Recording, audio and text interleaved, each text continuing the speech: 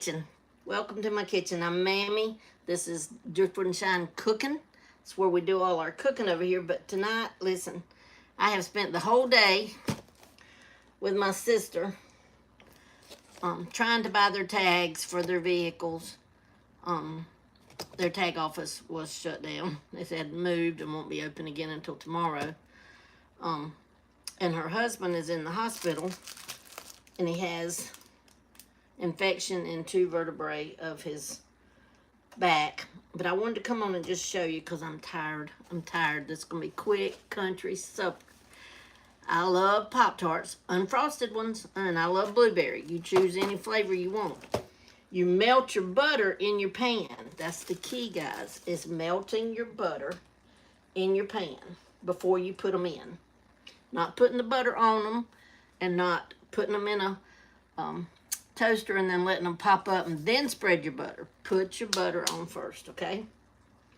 And then have you something that you can kind of keep it pushed down into that butter. And then I have me a little bit more butter here just in case it all goes away before I flip it, you know, because butter will soak up into what you're cooking. And butter will also burn, so be careful when you're melting your butter. Of course, let me tell you, when butter browns, like when it kind of burns or whatever, gets a little brown, it just adds a nutty flavor. It's delicious. So don't throw out your butter if you ever get it too brown. It's not too done. It may be too done for the recipe that you're making, because it will taste in your recipe, the nutty flavor. But save that butter, guys. It tastes so good. It tastes good on Pop-Tarts. It tastes good on toast. Yeah, so save that butter. But the key to these Pop-Tarts, like I said, is melting your butter in your pan first. Have you something that you can kind of keep them smashed flat down in that butter. They're kind of bubbling up around. I don't know if you can see that. Kind of bubbling up around there, and that's what you're looking for. And we want it, you get them to the brownness that you want them, guys. Get them to the brownness that you want them. But this is one of the best quick, to me, a little country, I call it a little country supper. I shared it with the Facebook cooking page, and most of them said they'd never tried it exactly like this, but it's so good. And listen, you want your cold glass of milk with it. This is going to be a good supper. I'm tired. I don't like sitting in the hospital. Mark is going to probably be there another couple of days. He does have the blood infection is also in his, the infection's also in his blood. They're trying to determine now where the infection originated, like where the culprit's at, so that they can, make sure they get rid of the starting point. They do know what kind of bacteria it is.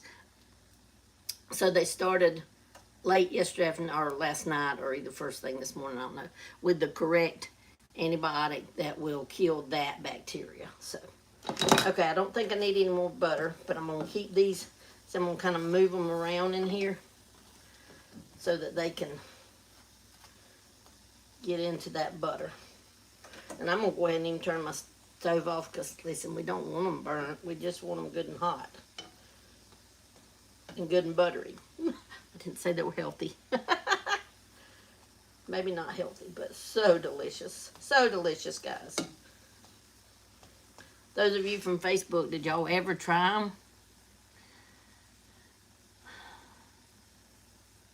But they said they won't let Mark come home until the blood infection is completely cleared up, which is a good thing. But like I asked him, if they get me and him was talking after the doctor went out. Of course, I asked her a lot of, y'all know me, I don't be quiet.